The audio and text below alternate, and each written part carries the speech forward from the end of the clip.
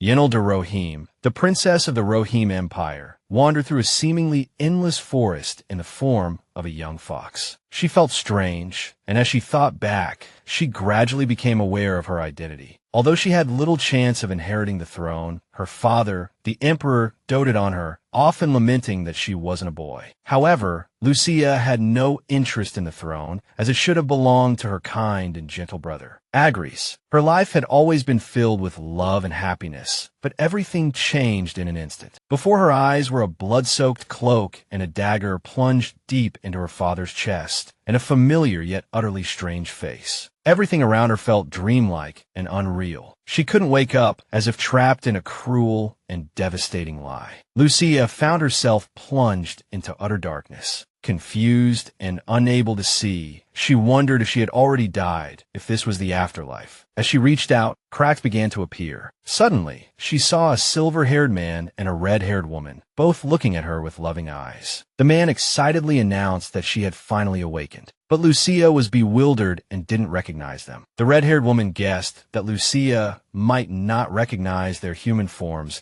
and suggested they reveal their true appearances. When Lucia looked down at her hands, she was surprised to see furry paws, not of a cat as she initially thought, but of a fox. When the silver-haired man, Lenore, transformed into a giant fox, she screamed in panic, only to find herself making fox-like cries. The woman scolded Lenore for frightening her. Lucia felt embarrassed and lost, gradually piecing together the truth. She, Lucia de Roachim, princess of the Roachim Empire, had died and been reborn as a divine beast. Elsewhere, a man noticed the tense atmosphere and asked why everyone was so uneasy. The reply he received was that the emperor had been murdered in the dead of night. Even more shocking, Princess Lucia had been accused of the crime. The news stunned the captain. Meanwhile, Lenore playfully searched for Iyanelle, now a fox cub, who was trying to hide among the wildflowers. Lenore chuckled and called her Lusha, gently picking her up and stroking her fur. "Time to go home," he said. "Mother's waiting." Lucia reflected on her situation. It had been a month since her rebirth, and Lenore had become her new father. At first, she had thought it all a dream, refusing to accept reality. But after a whole month, she had to acknowledge her new identity. Even so, she still found it hard to accept,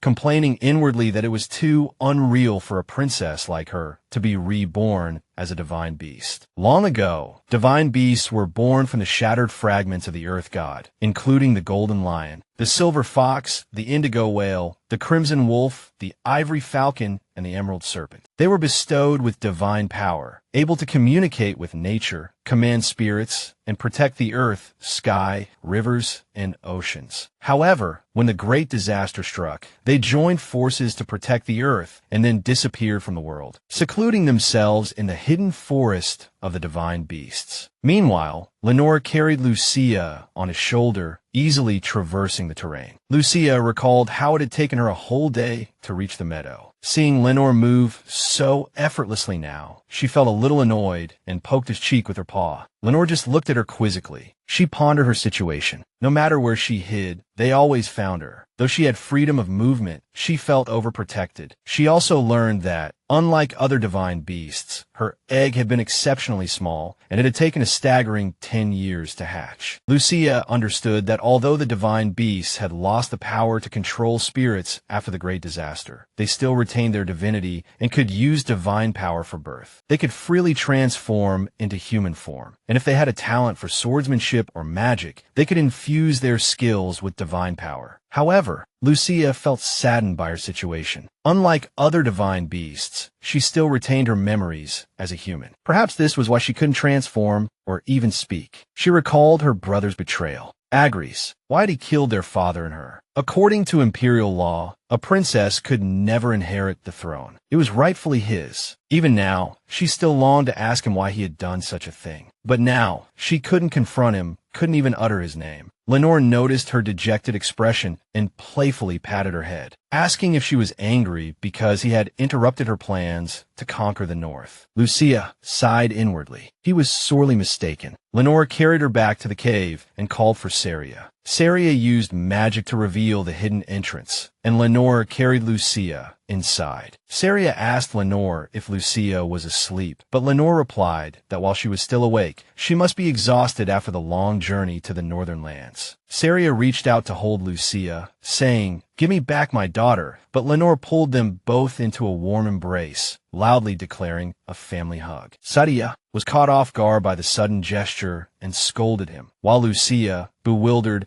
was unfamiliar with such affectionate behavior. Later, Syria handed Lenore a letter, asking him to read it. Lenore teased her for being too formal, reminding her that now they had Lucia and there was no need to be so polite. However, Syria confessed that it was difficult for her to change this habit so suddenly. As Lenore began to read the letter, his expression darkened. A new ruler had emerged in the Roachim Empire. The emperor had been murdered. Lucia trembled at the mention of her former home. Lenore continued to read the shocking accusation. Princess Iyanelle de Roachim was accused of murdering her own father and then taking her own life. Lucia found this unbelievable. She knew the truth. Agris must be behind it. He had killed them both and framed her, giving himself an undeniable reason to ascend the throne. Syria noticed Lucia trembling and called to her with concern. Unable to contain her emotions any longer, Lucia suddenly burst into tears. Syria was startled, and Lenore frantically asked what was wrong. Lucia wailed in fox-like cries,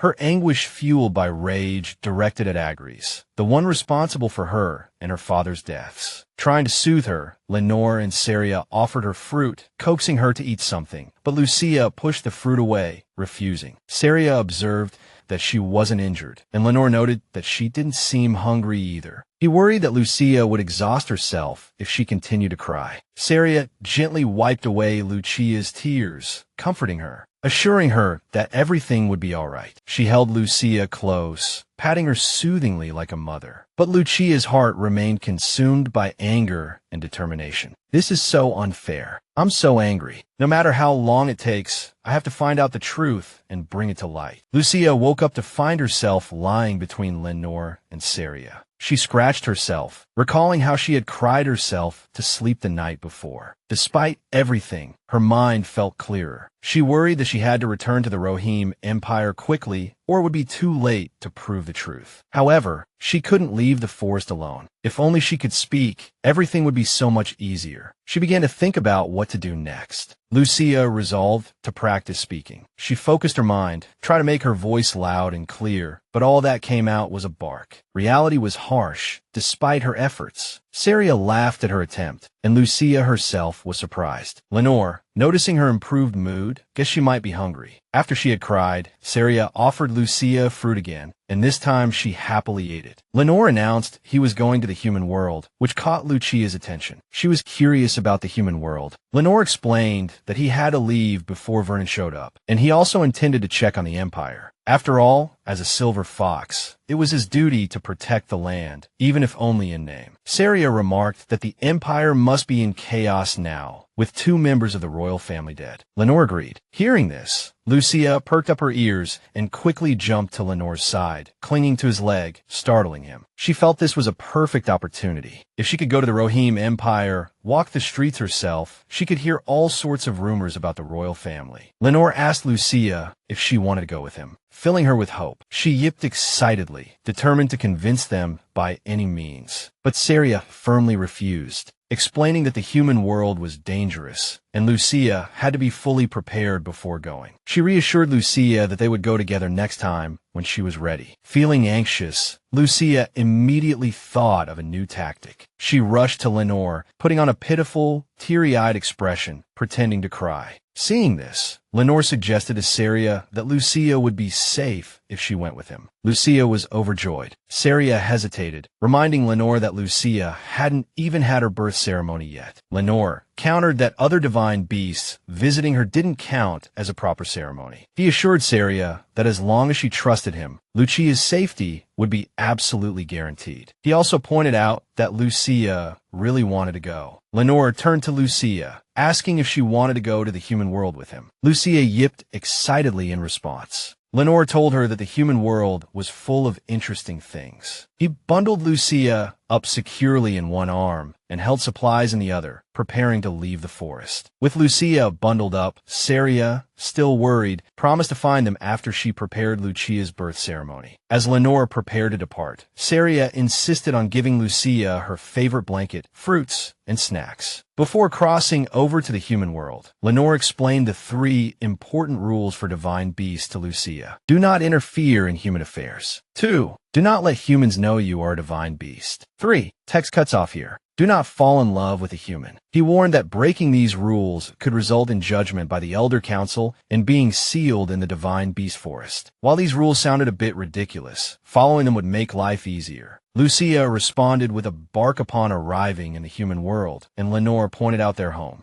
Lucia recognized the flag and crest, but before she could think further, a guard noticed them and hurriedly rang the alarm. As the gates opened, many guards rushed towards Lenore, making Lucia nervous. However, to her surprise, all the guards knelt, respectfully welcoming him back and addressing him as Grand Duke Elharan, Grand Duke Lenore. Carl Elharan was known for rarely attending high society gatherings, seldom appearing even at the emperor's behest. Few truly knew him, but none dared underestimate him. As the ruler of the perilous Edelbedo Mountains within the northern ice wall, he was hailed as the continent's finest swordsman, his skills surpassing all others. His protection of the Roachim Empire from the northern barbarians further solidified his legendary status. Rumors about the Grand Duke abounded, some claiming he was a bloodthirsty murderer, others believing him to be a frail old man, or even the most handsome man in the world. However, very few had actually seen him, and he remained an enigma. Realizing the truth, Lucia finally understood why the Grand Duke's castle was always rumored to be empty, because he was a divine beast. Lenore returned home, and after a brief greeting from Aiden, the butler, he was immediately ushered into his study to deal with a mountain of paperwork. Lenore protested that there should be a welcoming feast, but Aiden firmly refused. Lenore reviewed the reports while Lucia wandered around the desk. He asked Aiden if anything major had happened while he was away, and Aiden informed him that the barbarians had crossed the ice wall. Lenore's expression turned serious, his aura cold and threatening, startling Lucia. Noticing her fear, he softened, picked her up, and asked Aiden to leave. Lenore gently placed Lucia on the bed and asked if she was frightened. Lucia sadly recalled that she had only seen his playful and gentle side before, and this was the first time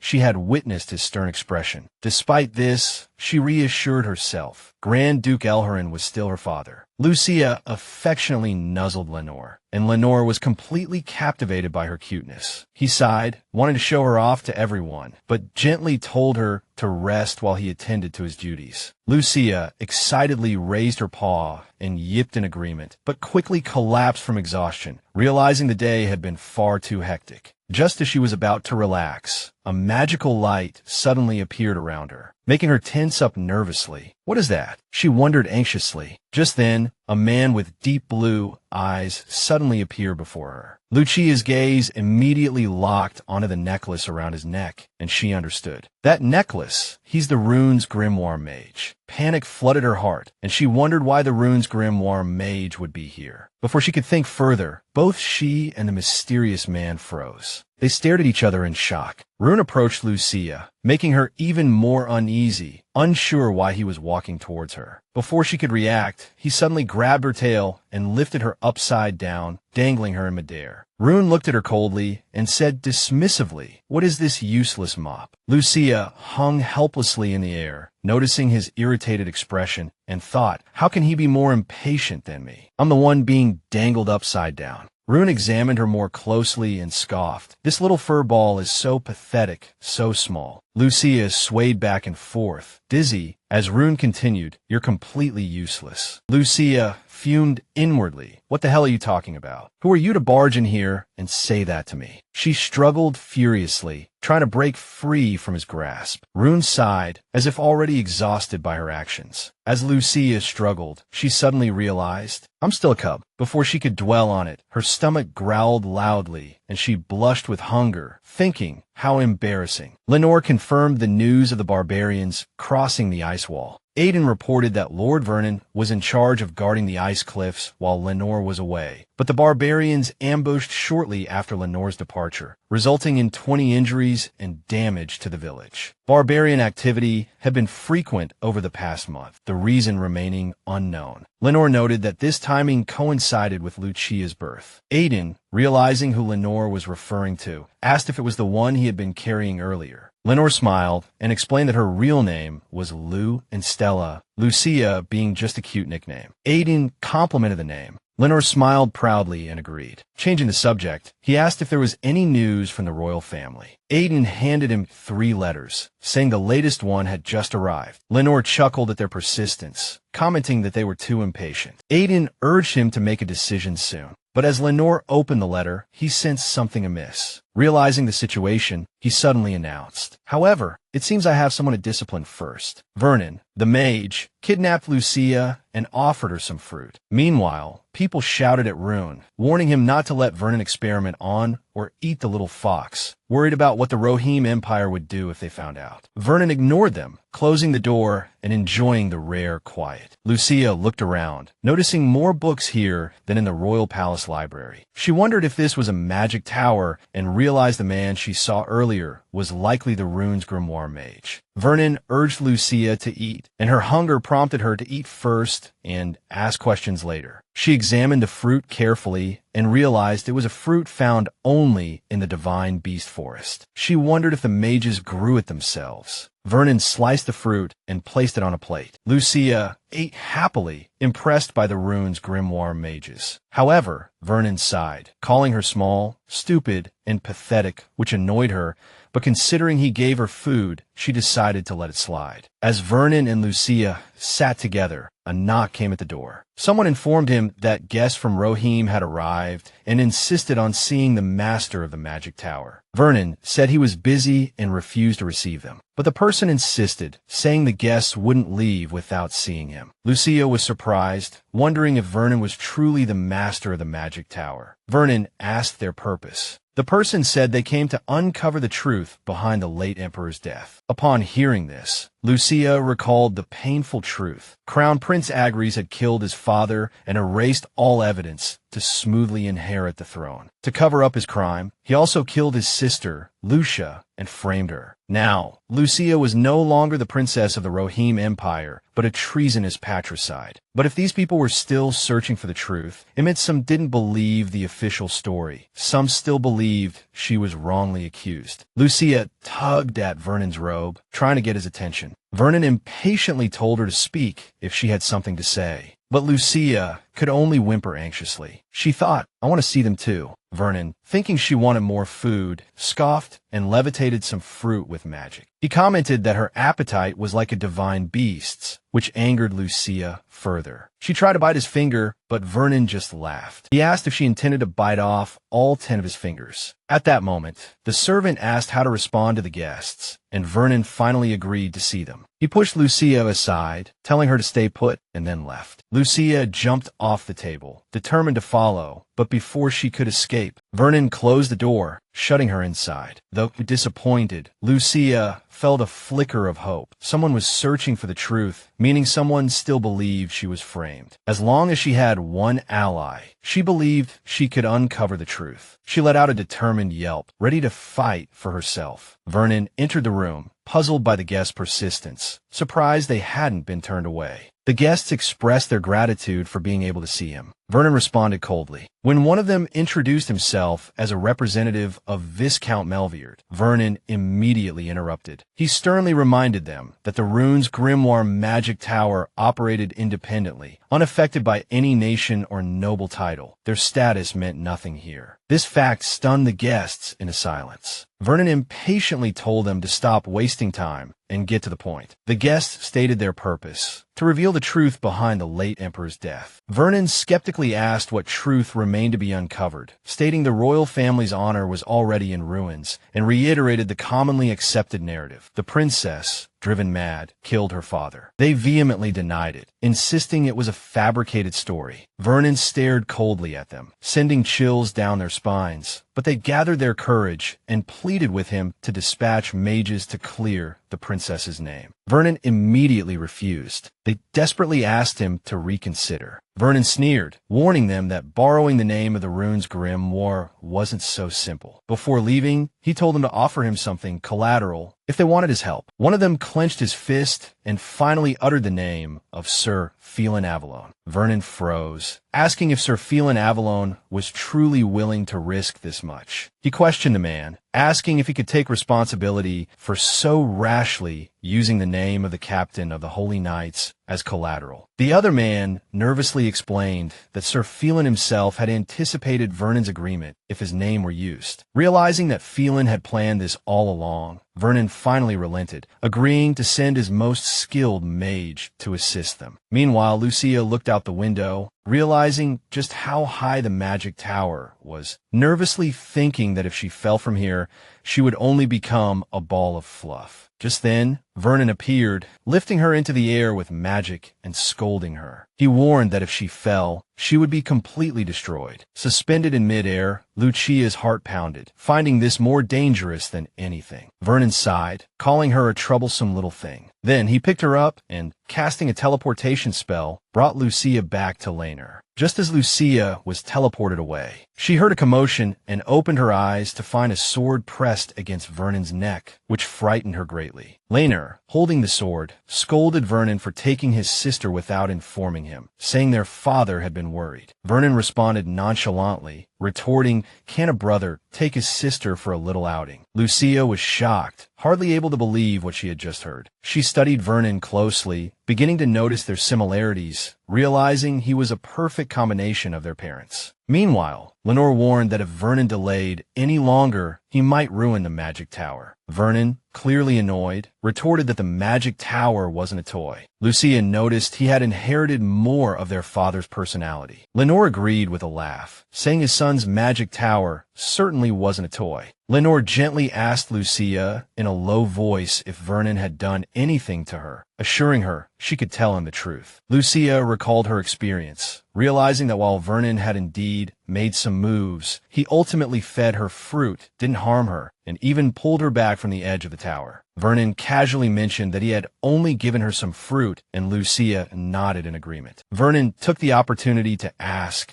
if that little ball of fluff was the reason Laner had left the castle for so long without informing anyone. Laner nonchalantly warned Vernon that he should be glad their mother hadn't heard that. At dinner, Vernon complained about his father making him work. Lenore calmly stated it was simply repayment for the magic tower renovations. Vernon indignantly insisted he had already repaid his debt, but Lenore calmly reminded him that there was still a portion outstanding. Vernon finally realized what he meant. Lenore said with a smile that he could only blame himself for borrowing the money in the first place. Lenore noticed Lucia's sympathetic gaze towards Vernon and quietly gestured for her to comfort him. Lucia obediently approached the dejected Vernon. Then, Lenore told Vernon to stop sulking and greet his sister properly, since they hadn't formally met. As Lucia tried to comfort him, Lenore introduced her as Lwyn Stella, though everyone called her Lucia. Vernon, with a touch of affection, held her paw and gently shook it, introducing himself. Afterwards, Vernon played with Lucia, making her cry out with joy. Thinking back on him, Lucia realized that although she initially found him rude and unapproachable, his actions were much warmer than his words. Even if he complained, he would ultimately do anything for those he cared about. Vernon changed the subject, asking Lenore if he had heard from Felen recently. This immediately caught Lucia's attention, and she repeated the name, full of curiosity. Felen Avalon had no status, wealth, nor powerful backing, relying solely on his outstanding swordsmanship to secure a place in the Imperial Guard. Despite a difficult start, within 3 months, his name became widely known in the royal palace. He rose to fame after easily defeating several renowned imperial knights in a famous tournament, barely breaking a sweat. The emperor recognized his exceptional skill, but instead of appointing him captain of the imperial guard, he made him the princess's personal guard. Not because he lacked ability, but because the emperor cherished his daughter deeply. Despite being an excellent guard, in the eyes of many, Felen was nothing more. However, this didn't stop Princess Iyanelle from repeatedly attempting to connect with him. She had tried many times to befriend the capable guard, but to no avail. The distance between them remained, and even when they were in the same room, she never truly felt his presence. She could never trust him, and he felt the same. A brutal war broke out in the south, and Felen requested to be sent there, effectively resigning from his position as Princess Iyanelle's personal guard. It wasn't entirely unexpected for her. Their strained and distant relationship had lasted only a year, ending fruitlessly after his departure. Sir Felen Avalon achieved great success in the Southern War, leading his troops to victory, and earning the title of the Roachim Empire's strongest knight. His distinguished service caught the Pope's attention during the ceasefire negotiations, and he was later appointed captain of the Holy Knights. Though Princess Iyanelle occasionally heard of his deeds, she never saw him again. Later, when Lenore inquired about Sir Felen Avalon, Vernon revealed that some knights had approached him, wanting to use Felen's name to clear the deceased princess's name. Lucia was confused, questioning why she was involved. She had always believed she held no significance to him. He was merely forced to be her guard for a year. Lenore recalled hearing rumors about Felen in the forest, claiming he had gone mad. This news shocked Lucia. She couldn't fathom the idea of Felen losing his mind. After hearing Vernon, Lenore admitted there might be some truth to the rumors, emphasizing that Felen understood the weight of staking his reputation. Vernon sighed, convinced that Felen's mind was indeed troubled. Lucia noticed the casual tone they used when discussing Felen, even omitting his title, which made her wonder if they were close to him. But she felt powerless, unable to ask, and could only whimper softly in distress. Vernon then questioned whether bringing Lucia to the human world was too early, thinking she was at most a week old. Lenore corrected him, saying she was actually a month old. Vernon's surprised and worried expression made Lucia wonder if she truly was too young. Feeling a little dejected, Lenore gently stroked her head, comforting her, saying they could only love her as she was. As long as she ate well, she would eventually grow. Vernon encouragingly offered her more food. Lenore informed Vernon that he would be going to the royal capital. Vernon complained about the castle being empty again. Lenore explained that the crown prince had summoned him. Vernon was surprised, but said he would also be going, explaining that he had promised Felen's subordinates he would send the best mage. He confidently added that no mage could surpass the master of the magic tower. Their trip to the royal palace was scheduled for a week later. In the meantime, Lenore promised to handle the backlog of work at the castle. He was incredulous when he saw the mountain of documents and questioned Aiden. Aiden assured him it wasn't a joke, and all the documents required his personal review. Lenore, feeling overwhelmed, looked to Lucia for help, and Lucia affectionately patted the documents with her paw. Aiden noticed Lucia's rare coat color, and Lenore agreed he had never seen a divine beast of that color. Lucia was shocked to discover that Aiden was human, as she had always thought humans shouldn't know of their existence. Seeing her reaction, Lenore reassured her that Aiden was an exception because he belonged to the boundary. But before Lenore could explain further, Aiden interrupted him, urging him to get back to work. Lucia was still puzzled by the word boundary, but felt it wasn't the right time to ask. Eventually, she accepted that it wasn't a big deal. Hour after hour passed, and Lenore continued to work silently. Meanwhile, Lucia grew increasingly bored, restless from the long wait and the numbness in her paws. Noticing Lucia's fidgeting, Lenore gently asked if she wanted to take a walk around the castle. Thrilled at the prospect of exploring the mysterious Elharan castle, Lucia excitedly jumped down, barking in response. Lenore reminded her not to wander too far, and Aiden cautioned her to be careful. Meanwhile, in the corridors of the princess's palace, Agris recalled how this once vibrant palace now stood empty. It had only been a month since he last walked these halls, yet everything felt eerily quiet. He looked out over the tranquil gardens, finding it hard to believe what had transpired not long ago. Recently, nobles had even demanded the demolition of the palace, arguing that a murderer's residence shouldn't be allowed to remain. Agris entered the palace, and a lady enthusiastically addressed him as Your Highness. She assumed his council meeting went well, mentioning she had heard everything was prepared and had stopped by on her way. Taking his hand, she happily remarked on how quickly things were progressing. Excited about moving into the palace the following day, she admired its beauty and a natural light, questioning whether the previous owner truly deserved such luxury. Laughing, she said that the girl's death had balanced everything, and now the palace finally belonged to her. Meanwhile, with the crown prince, Lucia found herself in the palace kitchen, where the cooks and staff enthusiastically presented her with fresh pies, cookies, and milk. She felt nervous and confused, unsure how she'd ended up in this situation. Lucia excitedly explored the castle, hopping and skipping around. She smelled an enticing aroma and eagerly followed it, eventually arriving at the kitchen, where the cooks were still baking after dinner. The warm scent of bread mingled with the sweetness of fresh apples and rich cinnamon, delighting her. It had to be freshly baked apple pie. As she curiously approached, a cook almost stepped on her tail, but thankfully reacted in time, jumping back in fright. Another staff member questioned why there was a fox in the kitchen, causing Lucia to hang her head. The entire kitchen staff suddenly became tense, remembering Lenore's words. He cherished Lucia like a daughter and demanded they treat her the same. Realizing she was the Duke's precious fox daughter, everyone panicked, unsure what to do. Lucia happily ate the food they offered, only then realizing she wasn't actually hungry, but she couldn't resist continuing to eat. Suddenly, she perked up her ears, hearing a familiar melody, but couldn't recall where she'd heard it before. Just then, a cook accidentally bumped into someone, and a pot of hot food tipped towards Lucia. However, as if by magic, a mysterious force altered the pot's trajectory mid-air, saving her life. The kitchen staff sighed in relief. Everyone was startled by the sudden gust of wind that had prevented the accident. A cook frantically apologized, and Lucia patted his head reassuringly. However, the confusion in her heart remained. Could she have used divine power just now? Impossible. She couldn't even transform into a human. Something had definitely happened, but what? A week later, Lucia secretly observed Lenore and Vernon, realizing today was the day they were leaving for the royal palace. But it seemed they weren't planning on taking her. Determined not to be left behind, Lucia dashed towards them, deciding to secretly cling to Lenore's cloak. She jumped onto the cloak, struggling to hold on, but Vernon quickly noticed her. He asked Lenore if he was planning on taking Ferb. No, Lucia, with them. Lenore, unaware, was confused. Lucia felt betrayed, wondering if divine beasts had no sense of honor. Lenore then stated he couldn't leave Lucia alone in the castle, which delighted her, thinking her dad was the best. However, Vernon said she would definitely catch fleas if she ran around in the capital. Lenore reminded him that, as the master of the magic tower, Vernon was perfectly capable of handling such a minor issue.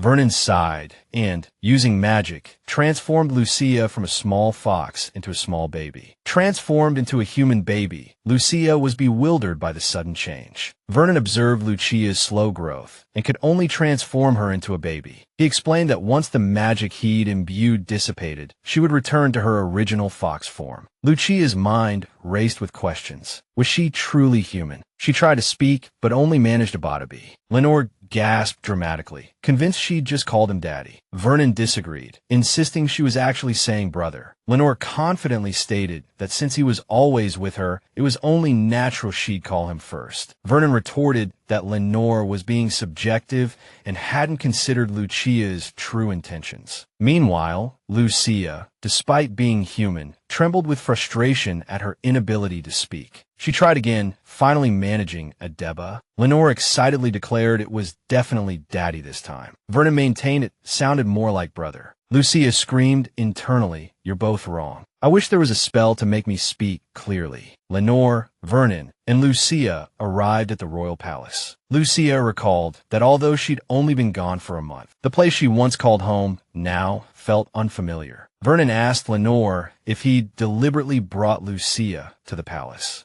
intending to introduce her as the future Duchess. Lenore confidently confirmed it, stating Lucia was special. Lenore then pondered the nature of divine beasts. They were typically independent, leaving their parents soon after hatching to explore or rule their own territories. He himself had left his parents less than a year after hatching. However, Lucia was different. Although a month old, her growth was abnormally slow for a divine beast. Lacking the ability to protect herself, she needed the Elharan family's protection. A guard informed Lenore that His Highness summoned him to the audience chamber. Lenore handed Lucia to Vernon, instructing him to take good care of her. Vernon respectfully agreed. Lucia was shocked and frustrated, unable to believe that after coming all this way, she was being left behind. She cried and fussed, throwing a tantrum. She insisted on going with Lenore. To appease her, Vernon bent down and sternly whispered a warning that if she didn't behave, he would turn her into a real ball of fluff. Lucia, startled, immediately quieted down. Lenore found her reaction adorable and softly comforted her, saying, "Daddy will be back soon." As Lenore left, Vernon held Lucia's hand and helped her wave goodbye. He then asked the maid if she could take them for a walk in the garden. The maid agreed and offered to lead the way. However, Lucia felt disappointed. She had come all this way, thinking she would see the crown prince, and had already prepared herself. The current disappointment made her wonder why the divine beast always abandoned her at the most crucial moments. When they arrived at the public garden, Vernon dismissed the maid and showed Lucia a rose, explaining that this flower could be found almost everywhere except in the north. But Lucia just glared at him angrily. Suddenly, Vernon heard guards approaching and quickly suggested they leave. He pulled Lucia behind some bushes. He comforted Lucia, telling her not to be too upset. Before she could understand, he cast a spell, making them invisible to the guards. Lucia was surprised to realize it was a barrier spell. She then remembered that Vernon had been summoned here. As Lucia and Vernon walked and talked, she realized they were heading towards the princess's palace, which puzzled her. Suddenly, the sound of a slap rang out, startling Lucia. To her disbelief, she saw Princess Bianca scolding a maid. The furious Bianca complained that the tea was too hot, causing her to spill it. She then sarcastically questioned whether the maid had been properly trained. Lucia recognized the maid as Maryanne. Before Lucia could react, Bianca's personal maid grabbed Maryanne by the collar and started slapping her, declaring that she would personally teach her everything from scratch. Seeing this, Lucia felt a pang of sadness as memories of her past life surfaced. Her mother, the late Empress, had died of a high fever a month after Lucia's birth. To protect her, her father had isolated her from the outside world for a time. When Maryanne opened the curtains, she smiled and pointed outside, telling Lucia that the flowers were in bloom, and gently asked if Lucia wanted to wear the spring clothes she had given her for a walk. Another maid said she would fetch Lucia's favorite snacks. Lucia recalled her lonely childhood and realized that the first people to reach out to her were the maids of the princess's palace. They were not only caregivers, but also her only friends, her precious family. Seeing Maryanne being beaten, Lucia trembled with sadness, her heart crushed by the cruel reality. She had known that the maids would suffer after her death, but witnessing it firsthand was unbearable. Lucia cried out in her heart, wishing it would all stop. Overwhelmed by emotions, the power within her awakened, instantly breaking Vernon's spell. She transformed back from human baby into a small fox. Vernon was astonished, completely baffled as to why the transformation had ended so quickly. Meanwhile, Bianca and her maid continued to gloat over Maryanne's suffering. They mocked Maryanne. Lucia heard a familiar melody, and magical light erupted around her, crackling and booming, attracting everyone's attention. Agris, startled by the sudden noise, thought it was thunder despite the clear weather. He smiled at Duke Elharan, hoping he would accept his proposal. Lenore, though smiling on the surface, was worried that this sudden incident might engulf the entire nation. Suddenly, it started to rain heavily. Bianca and her maid left, leaving the unconscious Maryanne behind. Lucia rushed to her side, desperately trying to wake her. Feeling her body growing cold, Lucia realized she had to find shelter from the rain quickly. She struggled to drag Maryanne to safety, finally collapsing from exhaustion, but remaining steadfast. Just then, a man shielded them from the rain with his cloak. Lucia looked up and gasped in surprise at the face she saw, Felen.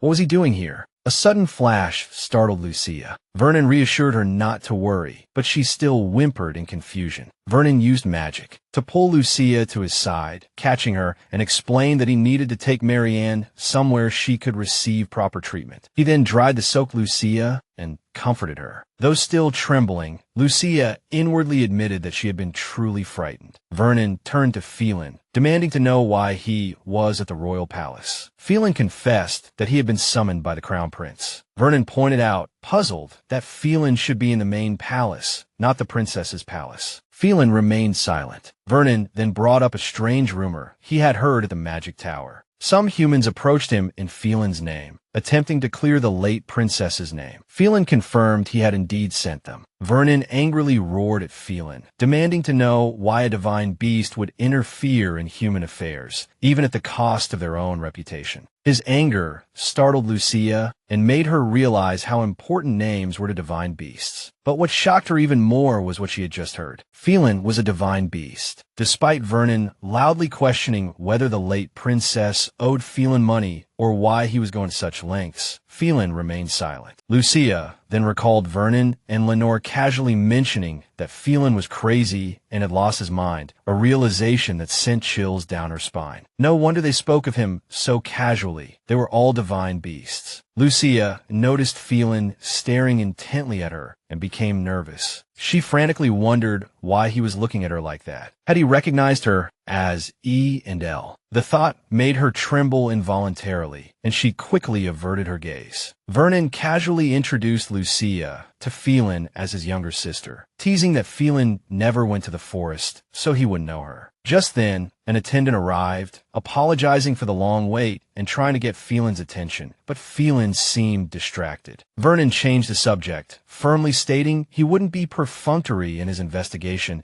and reminding Felen of their gentleman's agreement, but then mocked him for being crazy, saying his madness was incurable. With that, Vernon cast a teleportation spell and vanished. Left alone, Felen recalled Vernon's words about him being crazy and inwardly admitted he couldn't convince Vernon otherwise. Lucia reunited with Vernon and Lenore, and they traveled together to the Duke's mansion in the capital. Vernon transformed Lucia back into her human form. Lucia learned that Maryanne had been brought in for treatment, and they met again. Maryanne expressed her deep gratitude to Lucia, introducing herself as the head maid of the princess's palace and former nanny to Princess Iyanelle. Lenore gently stroked Lucia's head, apologizing for summoning her before Maryanne had fully recovered and explaining that he had important questions to ask her. Maryanne hesitated, unsure what he wanted to ask. Lenore then directly inquired about Princess Iyanelle's accusation of causing the late emperor's death, asking Maryanne what she knew about it. Later, as Lucia enjoyed exclusive handmade cookies at the Elharan mansion, Lenore revealed that Maryanne also insisted the princess was framed. Maryanne, trembling with fear, told Lenore that Princess Iyanelle was innocent. Lenore questioned her loyalty, asking if she still defended the princess even though she was accused of patricide. Maryanne explained that, as Iyanelle's nanny, she had always been by the princess's side. She insisted that the princess would never hurt anyone, let alone do such a thing. Maryanne emphasized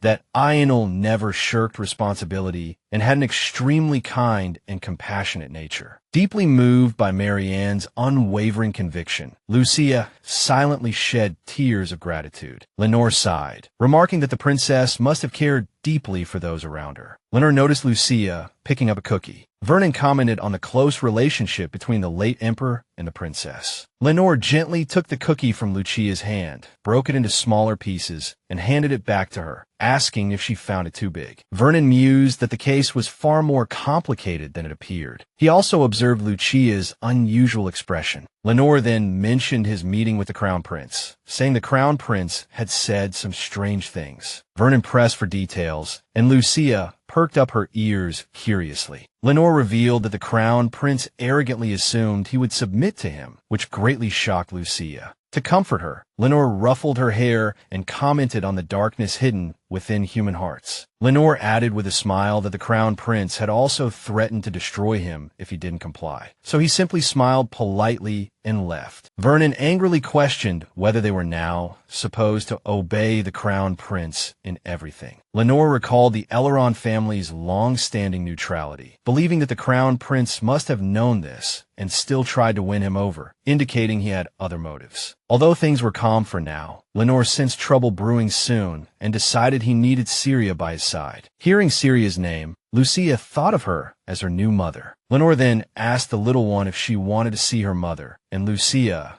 happily replied yes. Lenore also mentioned summoning Hykin, which made Vernon jump. Vernon demanded to know why he would bring that madman here, but Lenore calmly replied that Hykin happened to be in the capital. Hearing this, Vernon jolted, shouting that it was absolutely not allowed and angrily objecting to Hykin's arrival. Calling him the type to get angry, even at coming second in a silly competition, Vernon worried that Hykin would be a bad influence on Lucia. He insisted that her education was the most important thing right now. Lucia, puzzled by Vernon's strong reaction, couldn't help but wonder what kind of person Hykin really was. Lenore then consoled Lucia, teasing that Vernon was too busy running errands for his father to take her sightseeing. After all, Vernon had lived for so long, he probably didn't think it was important. Lenore sighed, saying it was a pity, as Lucia had been looking forward to the trip, though Lucia was a little surprised by this statement. Lenore then said he would personally take her out when he had time. He even joked that she might be able to walk by herself by then. Vernon carried Lucia around the market, eventually buying her cotton candy. Though he grumbled about the trouble, Lucia drooled excitedly at the sight of the sweet treat. As Vernon led her along, he muttered to himself about always being played by Lenore, calling him a fox. Lucia thought to herself that Vernon was one too. He then took her to a rooftop and cast a spell, saying he didn't want to waste a whole day on that guy. He intended to catch the person quickly and then go home to enjoy more delicious snacks. His magic spread out in all directions, searching for someone. According to Lenore, Hykin was currently in the capital, guarding foreign nobles at the Grand Temple, which was located in the Holy Land of Valencia on the outskirts of the capital. If they headed in that direction, they would find him. But Vernon found his magic extending in an unexpected direction, not towards Valencia. When the magic reached its destination, someone was suddenly thrown out violently. The others panicked, drawing their weapons and recognizing their attacker. Someone shouted in terror, "The Huck mercenary group is here. Why are you here?" Just then, a red-haired man appeared, wielding a giant sword. It was Hykin. Noticing his opponents recognized him, but didn't flee, he mocked their hesitation and then challenged them to a fight to the death. Without waiting for a response, he launched a fierce attack, cutting them down one by one. Vernon, watching from afar, quickly covered Lucia's eyes, shielding her from the bloody scene. However, something on the ground caught his attention. He noticed a symbol on a dropped item and wondered why this kind of pass was in their possession. He decided to examine it closely. He retrieved the item with magic, muttering disdainfully about their savagery. Meanwhile, Lucia felt a sense of familiarity, thinking the symbol looked familiar, but she couldn't remember where she had seen it before. After observing the scene, Hykin's subordinates remarked on his ruthlessness, then confirmed that they had successfully rescued all the kidnapped children. Hykin, uninterested in the aftermath, simply instructed his men to handle the rest while he went to collect his reward. Just then, he sensed something amiss, suspecting he was being watched. Vernon, observing him carefully from a distance, realized Hykin seemed to no longer be working as a guard, but was specifically targeting and eliminating human trafficking rings. Vernon decided to follow him, taking Lucia with him as he stealthily trailed behind, concealing his presence. After a while, Hykin arrived at a secluded and hidden location. Vernon thought to himself that this was the perfect place for shady dealings. As they continued to observe, Hykin suddenly called out, revealing he had been aware of their presence all along. He asked if someone had sent assassins to amuse him, making Lucia nervous. Vernon remained calm, simply sighing, then suddenly stomped on Hykin's face, knocking him to the ground. Vernon denied being an assassin, though his sudden action startled Lucia, her heart racing as she internally complained about being held so roughly again. Hykin, still dazed, asked Vernon what he was doing there, then noticed Lucia in Vernon's arms. He curiously teased Vernon, asking if he had gotten married and had a child, only to receive a cold response. Hykin shrugged, saying a simple no would have sufficed. Then he suddenly picked up Lucia, considered for a moment, and concluded she must be Vernon's sister. Vernon immediately denied this, insisting she was his sister, and demanded he return her. Hykin, unconcerned, retorted that if she was Vernon's sister, then she was his sister too, and mocked Vernon by calling him Little Bug. This further annoyed Vernon, who snapped at Hykin to stop using that nickname. Their bickering escalated, with Hykin deliberately refusing to return Lucia, making Vernon even angrier. When Lucia realized that her other brother was the leader of the undefeated Huck mercenary group, she was overwhelmed, the weight of everyone's importance pressing down on her. They were all Lenore and Syria's sons. Finding Lucia's expression amusing, Hykin teased her about her hair color, even leaning in to sniff it. Flustered and embarrassed, Lucia struggled in his grasp, stammering incoherently. Hykin, mistaking her babbling for a greeting, gasped in mock surprise. Vernon, impatient with his antics, urged him to hurry, explaining that Lenore had sent him. Hykin, however, wasn't planning to leave immediately. He explained that he still needed to collect payment from his client. Vernon asked when the client would arrive, and Hykin assured him it would be soon, as they had agreed to meet today. Time passed and night fell. Hykin continued to tease Lucia,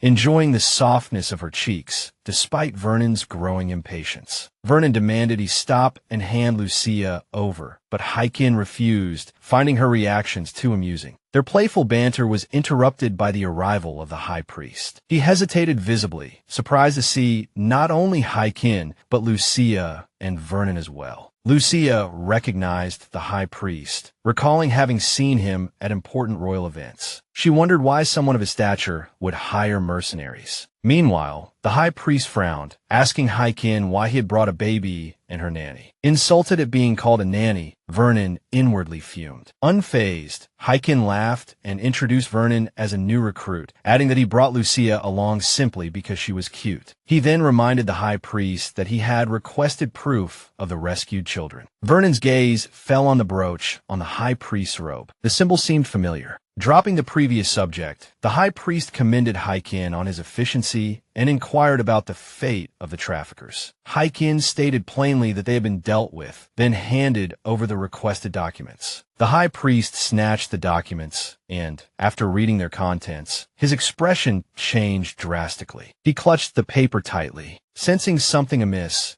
Hykin asked if he wasn't concerned about the children's safety. The high priest flinched slightly, but quickly regained his composure, assuring Hykin with a confident smile that he had complete faith in the Huck mercenary group's ability to handle everything. The high priest tossed Hykin a bag of coins, declaring the payment sufficient, and turned to leave. Vernon, however, stopped him, questioning how the traffickers obtained grand temple passes and why the high priest hired mercenaries instead of using the temple's own forces. The high priest impatiently interrupted Vernon, stating that mercenaries were paid to keep their mouths shut. Vernon remained unmoved, instead commenting on the suspicious nature of the situation. He murmured something to Lucia. Hykin wondered what was wrong with Vernon, but Lucia simply shook her head. Vernon then directly accused the high priest of being involved with the traffickers and attempting to cover up the evidence. Upon hearing this, the high priest gave a signal, and numerous guards instantly appeared, surrounding them. He warned Vernon that overly inquisitive mercenaries didn't live long, and excessive curiosity would be their downfall. That night, Lucia trembled with fear as the guards prepared to attack. Hykin frantically questioned the paladins, asking if they were truly willing to obey the high priest. Vernon added that if the divine beasts learned of the temple's corruption, it would surely bring a new disaster. The high priest angrily declared that his actions were the will of the divine beasts, claiming to have seen them himself. Vernon expressed his disbelief that any divine beast would condone such actions. Hykin pointed out that since the guards now knew their identities and organization, they would be hunted down if they weren't eliminated. Vernon sighed, telling him to do as he pleased. As the guards charged, Hykin swiftly retaliated, mercilessly striking them down one by one. Vernon gently closed Lucia's eyes, urging her not to watch. She recalled Hakon's bravery when fighting alongside ordinary mercenaries. Now, facing powerful paladins, he would be even more ferocious. She decided to keep her eyes closed, shielding herself from the carnage. The high priest watched in horror and disbelief as his guards were annihilated. Vernon then used magic to grievously wound him. The high priest cursed Vernon in agony, but Haikon coldly reminded him that they had warned him of the disaster the temple's corruption would invite from the divine beasts. After finishing off the high priest, Haikon let out a breath, casually remarking how interesting the fight was. Vernon, however, was unimpressed, reminding him that he had just killed the high priest and his paladins. Haikon retorted, accusing Vernon of trying to shift all the blame onto him. He argued that he had only intended to take the money and leave, and it was Vernon who provoked the high priest. Vernon looked away, unable to refute this. Haikon then hinted that he had a plan. The scene changed to Vernon and Lucia returning home, where Lenore greeted them. Lenore teased Lucia about meeting her other brother. Exhausted, Lucia thought to herself that the experience was certainly unforgettable and that she needed a nap. Noticing their state, Lenore guessed that Haikon was all right and casually praised them. This irritated Vernon, but Lenore simply smiled and cryptically congratulated them. Lucia realized that Lenore had anticipated everything that transpired. She also acknowledged her own role in their decisions. But ultimately, they chose to avoid the problems they had created. Despite the Huck mercenary group's reputation, they were merely mercenaries. Reporting the high priest's corruption to the Grand Temple would be pointless. The temple would likely cover up the cause of his death, blaming the mercenaries to protect their own honor. Recalling her past life as a princess, Lucia understood that everything she had seen before was nothing but a carefully woven illusion. If she hadn't been reborn as a divine beast, she would never have understood the true darkness within the temple. Vernon raised a worrying question, suspecting that the high priest had been influenced by a divine beast. But he couldn't confirm this, as Haikon had already killed him. Lucia noticed how naturally Vernon placed the blame on Haikon. Lenore then inquired about Hakon's whereabouts. Vernon replied that he was taking care of the aftermath and would return later. Lenore decided to inform the servants to prepare for his arrival. Vernon questioned why Lenore had summoned Haikon. Lenore revealed his plan. He was going to hold a banquet to announce the birth of the Duke's new daughter. Hearing this, Lucia smiled happily. Vernon asked if Lenore truly intended to take action, to which Lenore replied that this was a declaration of war. He believed someone was manipulating the crown prince within the temple and intended to send a warning. If anyone dared to threaten the Silver Fox territory, he would not stand idly by. Vernon acknowledged that a great battle was imminent, but Lenore simply laughed confidently, certain of their strength. Later, Lucia was stunned by Lenore's demeanor as he played with her. A few days later, all the nobles in the capital received invitations from Duke Elharan, inviting them to a grand banquet at his mysterious manor. The invitations clearly stated that the guest of honor was the Duke's most beloved newborn daughter. Lucia was exhausted as the maids changed her into banquet dresses. She had lost count of how many dresses she had tried on and just wished they would quickly choose one. Finally dressed, the maids excitedly ushered her to the mirror, praising how adorable she looked. Lucia looked at herself in the mirror, thinking the dress was passable. But before she could decide, Aiden rejected it outright, demanding the next one. Lucia glared at Aiden, thinking that even the royal family wouldn't be this extravagant. Finally losing her patience, she angrily yelled that she wouldn't change anymore. Aiden was unfazed, simply suggesting they take a break before continuing. He then brought her food to help her relax. After eating, Lucia felt much better, but she felt a little awkward with Aiden standing there watching her eat, wondering if it was impolite to eat alone. Lucia offered Aiden a cookie, asking if he wanted to try some. Aiden paused, stared at her, then slowly walked over and took the cookie from her hand. He then remarked that Lucia was so small, cute, and lovable, not at all like a divine beast. Lucia wondered if divine beasts were usually different. She guessed Aiden, being of the boundary, might have seen many divine beasts and would know better. But she didn't quite understand what belonging to the boundary meant. Suddenly, a maid rushed in, calling for Aiden.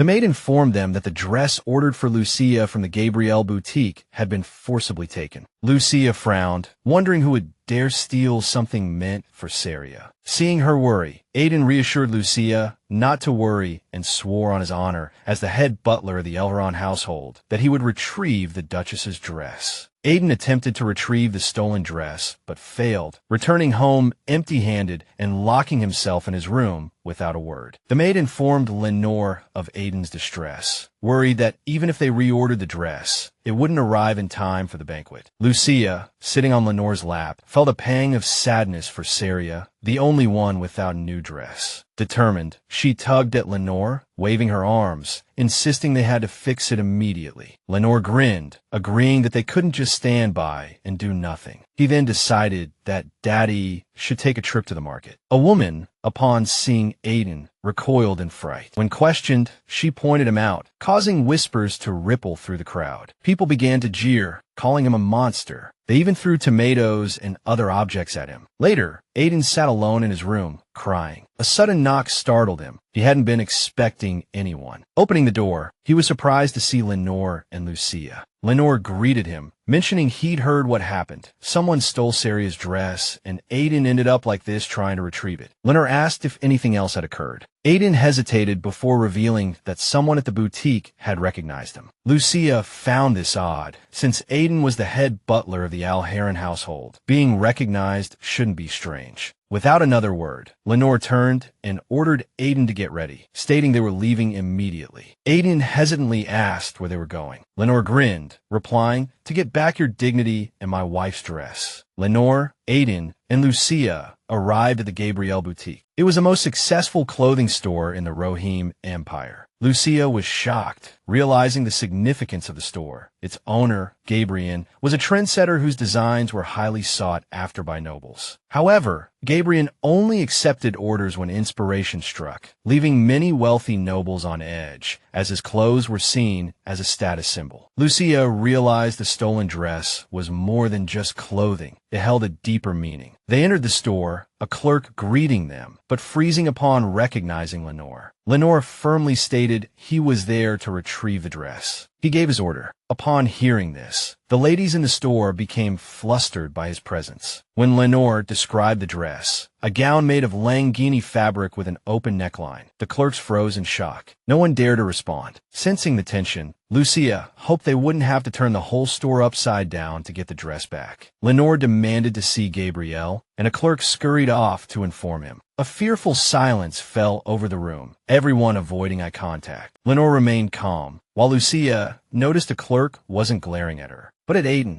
Lenore called out to the clerk, stating he looked free and should explain the situation. The clerk revealed the crown prince's maid had taken the dress. Lucia realized it was Bianca's maid. The clerk further explained it was taken while the staff was distracted, and they hadn't had a chance to tell her it was already ordered by the Elharan family. Lucia suspected the clerk was lying, that they had deliberately ignored the theft. Just then, a noblewoman entered the store, holding a box, requesting alterations for a dress. Lenore, noticing the box, immediately took it from her, sarcastically remarking that while the designer was absent, the missing dress had delivered itself. The woman was surprised and confused, but Lenore firmly stated the dress belonged to Duke Elharan. The woman hesitated, then apologized. She explained the crown princess adored the dress, abruptly suggesting Lenore let it go. She tried to persuade him, promising to put in a good word for him if he let the crown princess keep the dress. Lucia was stunned by the situation, her heart pounding. She was furious about her mother's stolen dress, but didn't want her father to resort to extreme measures, especially in broad daylight, where things could escalate drastically. Meanwhile, Lenore's expression turned cold, his patience clearly wearing thin. Lenore calmly confirmed the crown princess had tried on the dress, then stated they would need to order another one. The noblewoman, assuming the dress was hers, smiled smugly, believing Lenore had conceded. She began to thank him, thinking no one would dare challenge the royal family. However, before she could finish, Lenore suddenly and ruthlessly ripped the dress apart in front of everyone. The woman was shocked and terrified. Lucia was equally shocked by his actions. Lenore, still calm, explained he would never give his wife a dress someone else had worn. His words left no room for argument. Lucia recalled their life in the forest, when Lenore's biggest worry was finding her when she wandered off. But in the human world, he constantly faced the pressures of the Empire, defending against barbarian invasions and dealing with countless political conspiracies. She always knew Lenore was not someone to be trifled with, but she never imagined Lenore would be so resolute. The noblewoman, horrified by Lenore's audacious act, stammered a warning that the crown princess would never tolerate such an insult. Lenore, unmoved,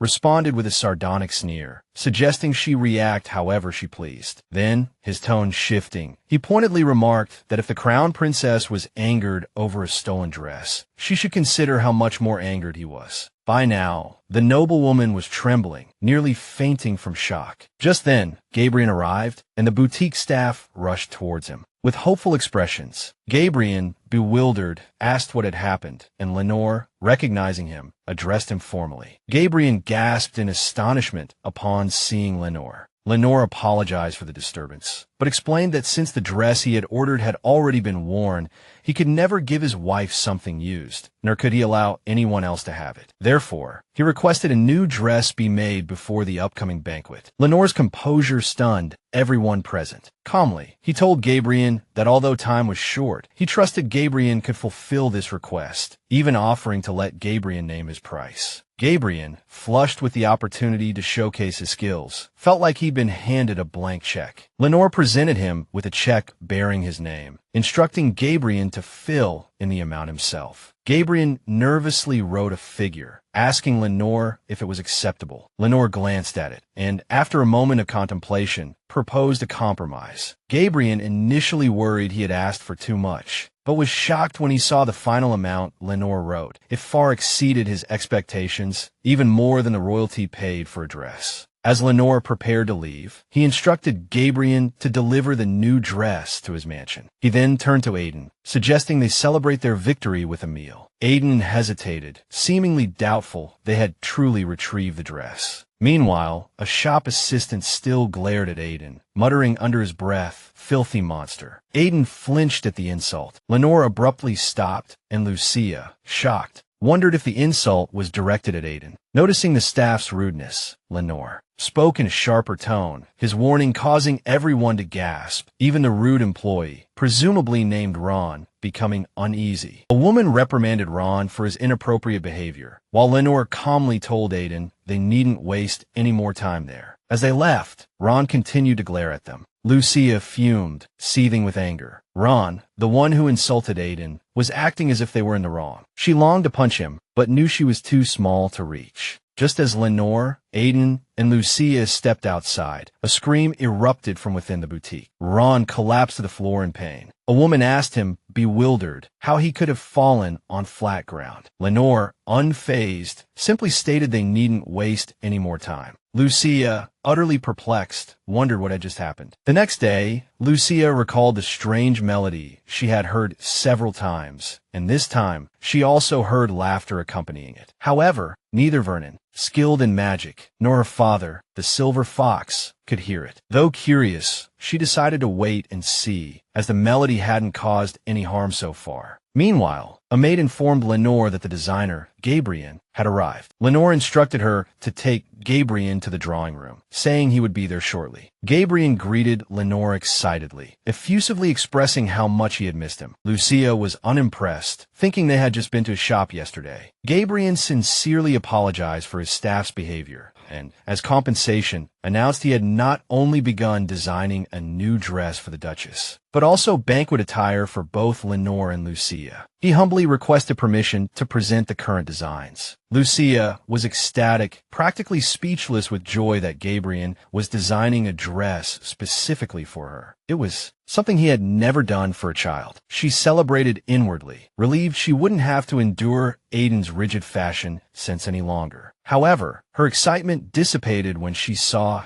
Aiden's dejected expression. Seeing Aiden's sadness filled her with pity, and she wondered what was troubling him. Lucia recalled Aiden's demeanor after they left the boutique. Although he seemed to have recovered in the carriage, he remained listless, She couldn't fully understand his situation, but suspected the insult had deeply affected him. The words lingered in her mind, even affecting her snack time, and this led to an incident that could potentially shake the foundations of the Elharan family. While Lucia was having her snack, Aiden suddenly began to sob, whimper, and cry, claiming he was unworthy of being a member of the El family. Lucia, the head butler of the Heron household, was astonished. She thought to herself, this family has remained strong because of Aiden. She couldn't help but wonder who else could scold those powerful divine beasts without fear like Aiden and fulfill their duties so flawlessly. Besides Aiden himself, who else could do it? Aiden lamented that Lenore had to personally handle such a simple matter of retrieving a dress. He felt he had overestimated his abilities and began to question why he had been entrusted with such an important role, even calling himself a monster with no place to belong. Hearing this, Lucia couldn't help but cry out, her voice thick with emotion, uttering jumbled words in an attempt to stop Aiden. Startled, Aiden called her name in confusion. Determined, Lucia climbed onto the table, grabbed Aiden's face, and insisted in her childish voice that he wasn't a monster. However, she quickly realized her words weren't reaching him, so she offered him some cookies with a smile, hoping he would relax. She quickly realized her words hadn't moved him, so she offered him cookies with a smile, hoping he would relax. Lucia watched Aiden, thinking. She didn't know the history between Aiden and the man from the boutique, but she knew it was wrong to curse someone behind their back. Had Aiden really done something terrible? She doubted it, trusting Lenore's judgment more. If someone as intelligent as Lenore entrusted himself to Aiden's care, then Aiden must be trustworthy. Lenore stood outside the door, listening to Lucia and Aiden's conversation with amusement. Afterwards, Lenore picked up Lucia, and they waited outside together. Lucia reminisced about the passage of time and how the day of Syria's arrival in the human realm had finally come. Syria had remained in the divine realm to prepare for her birth ceremony. It was an extremely important ritual for the birth of a divine beast. Lucia wondered if it was similar to a human birthday party. Suddenly, a fireball appeared, and Syria emerged from within. Seeing her, Lucia's heart pounded. She worried Syria wouldn't recognize her, as Syria had never seen her human form. She waited anxiously. Then, a joyful smile bloomed on Syria's face. She called out Lucia's name happily, scooped her up, and embraced her warmly. Lucia felt Syria's warmth and was filled with happiness. Lenore smiled,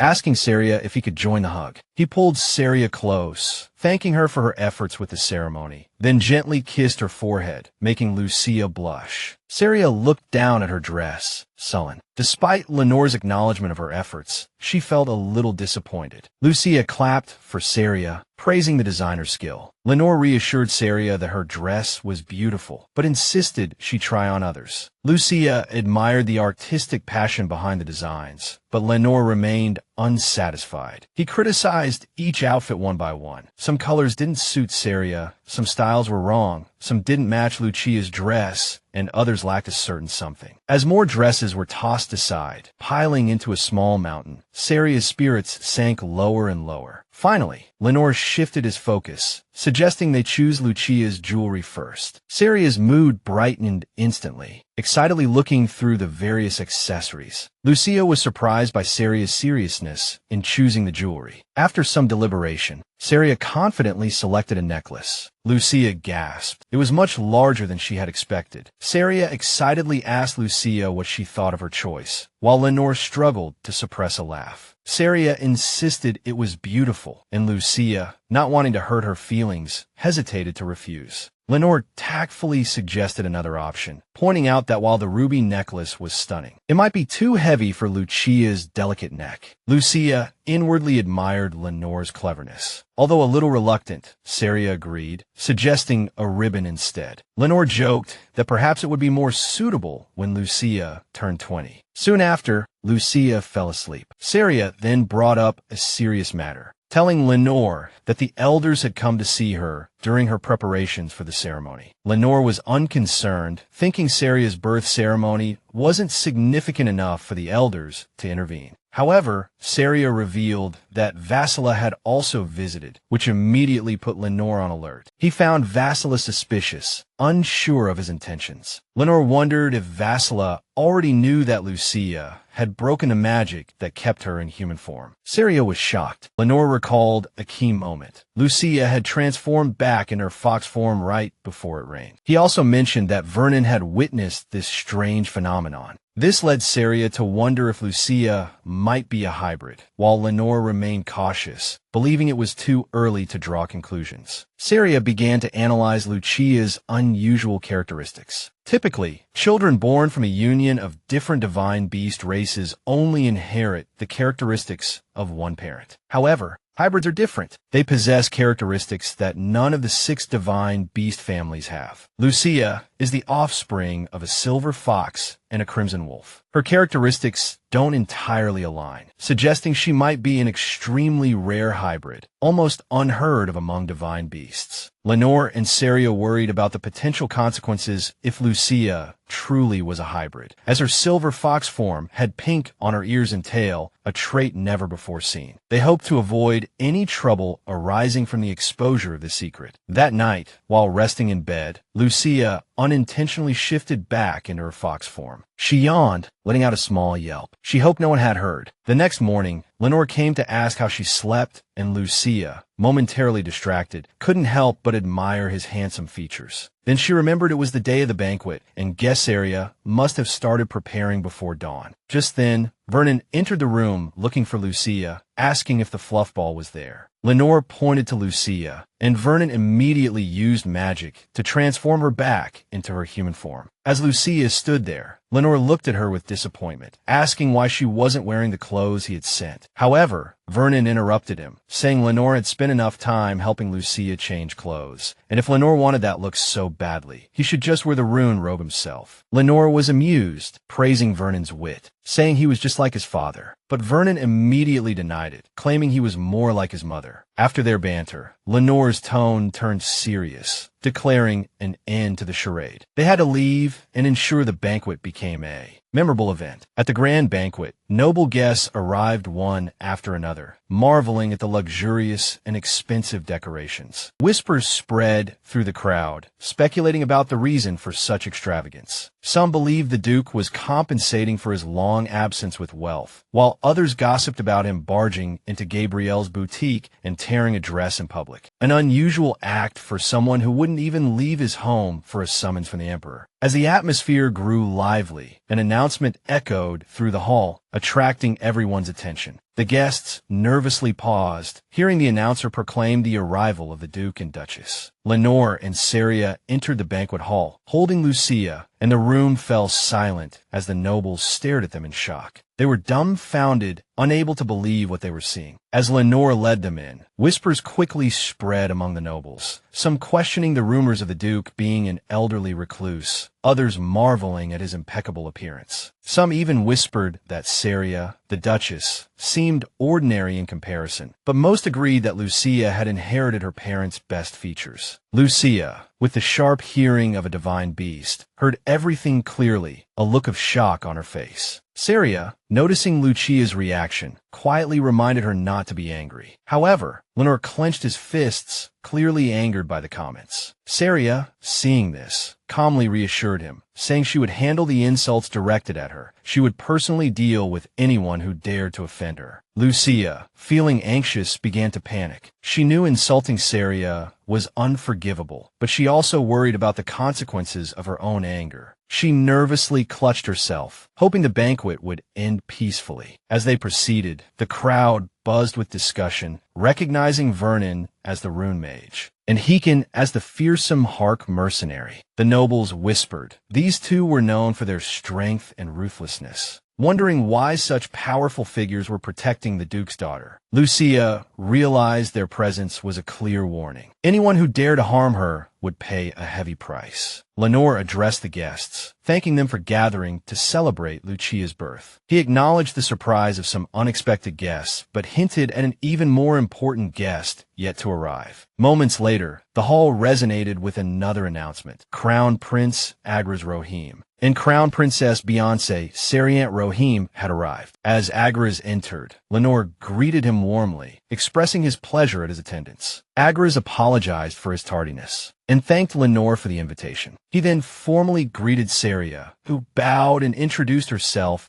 as the Duchess Elharan. Agris noticed the baby in Syria's arms, smiling and calling Lucia the star of the evening. He expressed his joy at meeting her. However, when Lucia looked at him, she trembled, a look of fear on her face. Memories of her past life flooded back, Agris mercilessly killing her father and sister, Lucia. The horrifying recollection filled her with terror. She inwardly questioned how Agris could commit such acts without remorse. Overwhelmed by fear, Lucia trembled, instinctively gripping Syria's hand for comfort. Despite the disgust and terror she felt, she forced herself to suppress her emotions, understanding that this was not the time to reveal her true feelings. Lucia turned her head, seeking solace in Syria's embrace. Witnessing this, Lenore explained that Lucia must be nervous about seeing so many people for the first time. Agris expressed his understanding, but his gaze remained fixed on Lucia, intensifying her anxiety and unease. At that moment, Agris unexpectedly made a request, offering to become Lucia's godfather. The hall fell silent, everyone stunned by his words. Such a proposal, if made between ordinary noble families, would typically be considered a great honor. However, the royal family and the Elharan family had always maintained a distant relationship. This proposal was far more than a mere formality. It was a clear signal of the royal family's attempt to forge a closer connection with the Elharan family. This move had the potential to shift the balance of power between the two families. Lucia felt anxious about Agris's proposal. The thought of her past life's killer becoming her godfather filled her with dread. However, Syria skillfully declined the request, explaining that they had already made other arrangements, while still expressing gratitude for Agris's kind intentions. Lucia breathed a sigh of relief, but she was also slightly confused, as she had never heard of a godfather before. Agris accepted the rejection with a smile, saying, "That's a shame." Lucia finally relaxed, feeling that he had finally given up. Just then, two nervous, noble women approached Syria, trembling as they struggled to speak. They stammered compliments about Syria's magnificent dress and Lucia's cuteness. Their excessive nervousness made their words sound stiff and hesitant. Syria looked at them with some surprise. Lucia noticed that one of the ladies desperately wanted to talk to Syria, but was intimidated by her aloof expression. The presence of Vernon and Heekin further heightened the tension. One lady whispered to the other, unsure what to say. Syria finally responded politely, "Thank you for your compliments." This boosted the lady's confidence, and she excitedly asked Syria if her dress was custom-made, praising its perfection even from across the hall. Then, she turned her attention to Lucia, enthusiastically declaring that she had never seen such a lovely child. She asked for Lucia's name. Realizing the lady was speaking to her, Lucia proudly attempted to state her name, but it came out as Udea. This caused both Vernon and Heekin to chuckle. Embarrassed by her mispronunciation, Lucia sulked, pouting her lips. Syria then stepped in, formally introducing her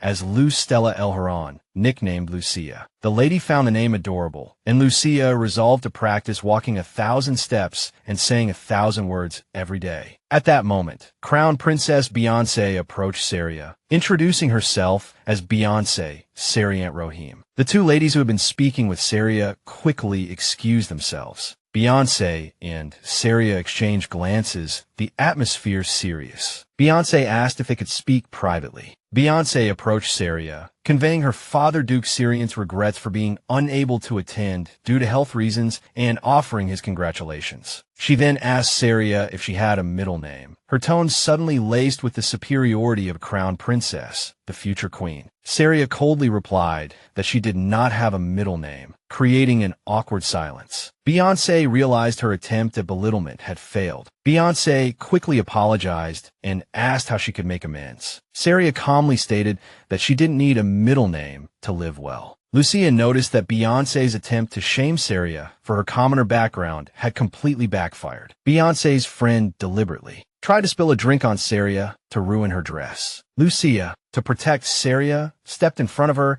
and ended up soaked, bursting into tears. This scene shocked everyone, and the atmosphere instantly became tense. A furious Heikin grabbed a bottle, smashed it, and pointed the broken glass at Beyoncé's friend, asking Syria if she wanted him to kill her. Beyoncé quickly defended her friend and demanded an apology from Syria, claiming it was an accident and that her friend was the daughter of Marquis Azrael. Lucia was still crying, trying to reassure Syria that she was fine. However, Syria stopped Heikin and coldly responded to Beyoncé, pointing out the hypocrisy of her demand for an apology. It was clear that Beyoncé's friend had deliberately spilled the drink on Lucia, simply to ruin her dress. Exposed, Beyoncé attempted to regain control, warning Syria that if she opposed her, Lucia would have a difficult time in high society in the future. However, Syria remained unfazed, letting out a soft laugh. This further angered Beyoncé, who inwardly vowed revenge. Lenore then noticed that Lucia was soaked. Syria thanked him for waiting. Lenore glared, expressing his desire to teach a lesson to parents who neglected their children's education. Syria agreed with him. Lucia wondered how the newspapers would report the incident. Then, Syria suggested they talk privately and handed Lucia over to Heikin, instructing him to let her rest early. Finally, Syria turned to the guests, apologizing for the small interruption and encouraging everyone to continue enjoying the banquet. As Heikin carried Lucia towards her room, he noticed she suddenly became abnormally hot. Lucia felt confused and uneasy, wondering if she had accidentally drunk some of the spilled wine,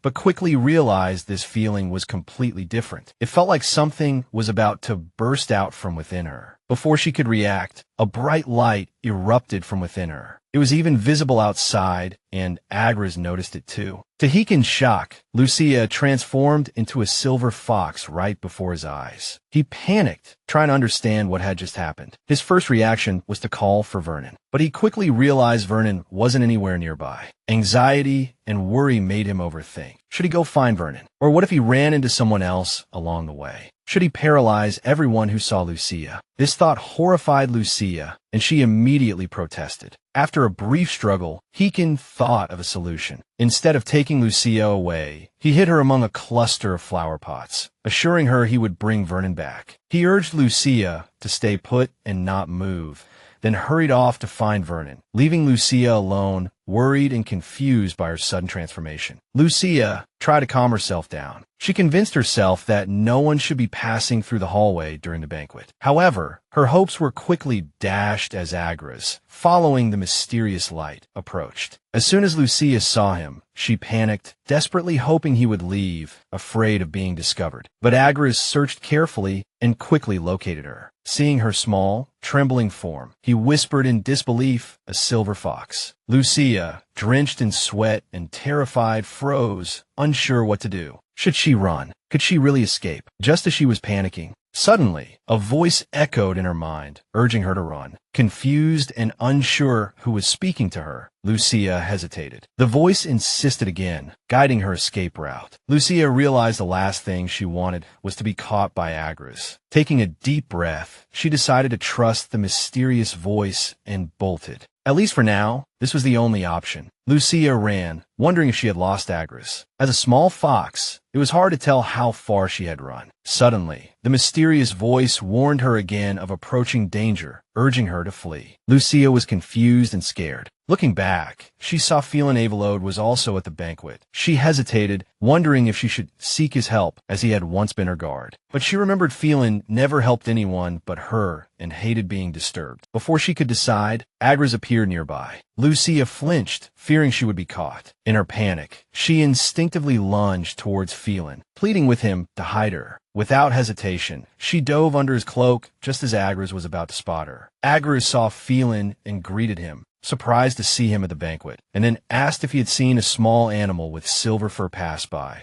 Hidden under Felen's cloak, Lucia broke out in a cold sweat, worried he would give her away. However, Felen calmly denied seeing anything, causing Agris to hesitate, eventually concluding he must have been mistaken. He then brought up Felen's recent visit to the Crown Princess's palace, confirming Felen had been her guard. Felen responded professionally, neither confirming nor denying a deeper relationship. Agris then expressed sadness for his deceased sister, recalling her former kindness and gentleness, until she later went mad. He blamed himself, thinking that if he had been more attentive, the tragedy might not have happened. He painfully questioned whether he had been a good brother. Hearing this, Lucia clenched her fists in anger, struggling to suppress her emotions. Felen remained calm, replying that he had no right to judge, and that only Princess Iyanelle herself could answer Agris's question. This statement startled Lucia. Felen recalled his earliest memory, a prophecy that he would become a great calamity. Unlike others, he was born without parents, and, as a half-blood, he didn't resemble any of the 6 divine beasts. The divine beasts had fiercely debated his fate. Some divine beasts worried that if another great calamity befell them, all divine beasts would be endangered. Others believed it unjust to kill an innocent newborn,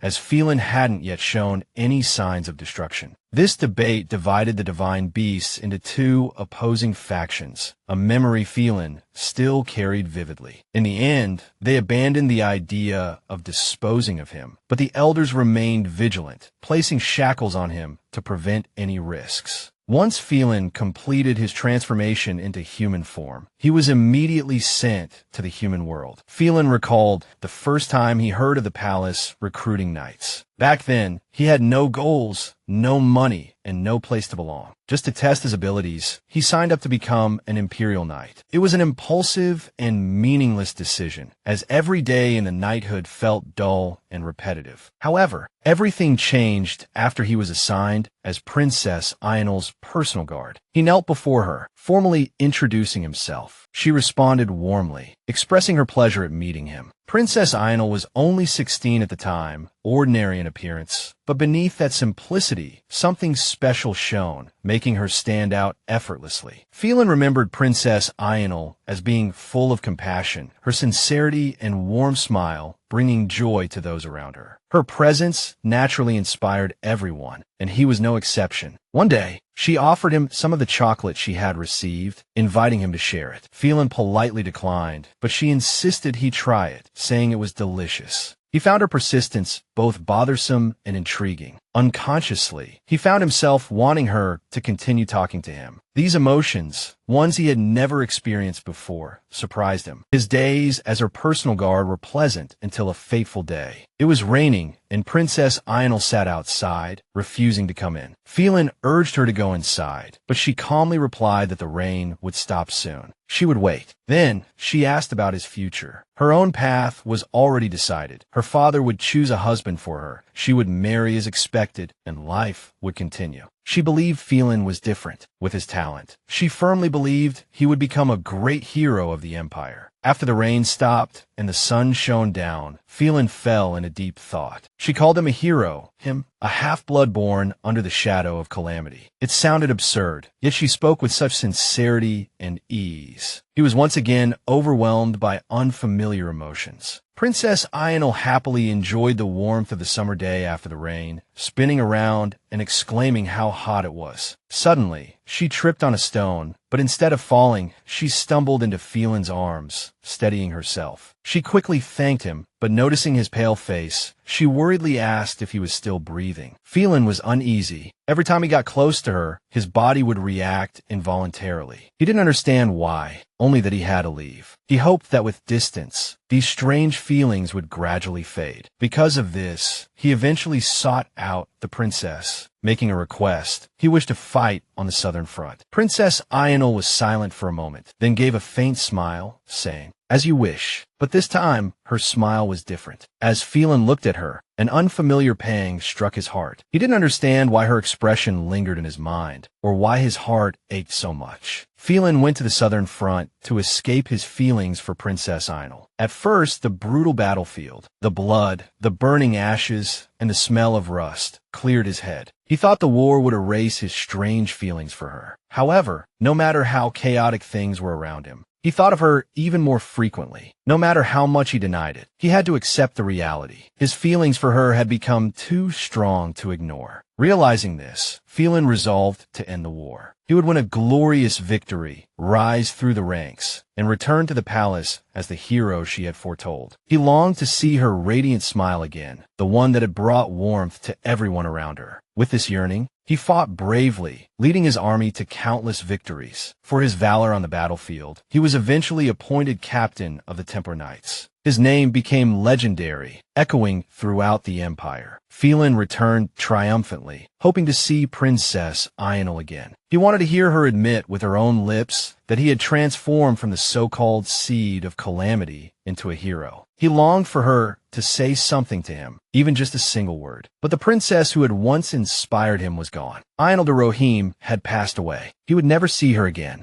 Back in the present, Agris extended a public invitation to Felen, stating that the palace gates would always be open to him should he change his mind. With that, Agris turned and left, leaving Felen to his thoughts. Meanwhile, Lucia, a young divine beast, inadvertently revealed her true form. Felen reminded her of the strict rules for divine beasts. Never interfere in human affairs, never reveal their true form, and never fall in love with a human. Lucia, breaking out in a cold sweat, recalled her father's warnings. Although she had always been told to be careful, her magic concealing her form had suddenly failed. How could she have known this would happen? Felen warned Lucia not to expect such good fortune every time and offered to take her home. Just then, Aiden and Vernon arrived, calling out for Lucia. Lucia was overjoyed to see Vernon. Aiden, without hesitation, pulled Lucia away from Felen, accusing him of kidnapping her from the terrace. Felen denied the accusation. Lucia, in excited exclamations, tried to explain that Felen was actually helping her and was not an enemy. Vernon demanded an explanation, so Felen recounted the events of encountering Lucia, Agris's appearance, and the subsequent conflict. Vernon found it strange, especially that Lucia's transformation magic had failed twice. As a tower master, he was confident in his magic and couldn't understand why it had failed. Aiden sarcastically remarked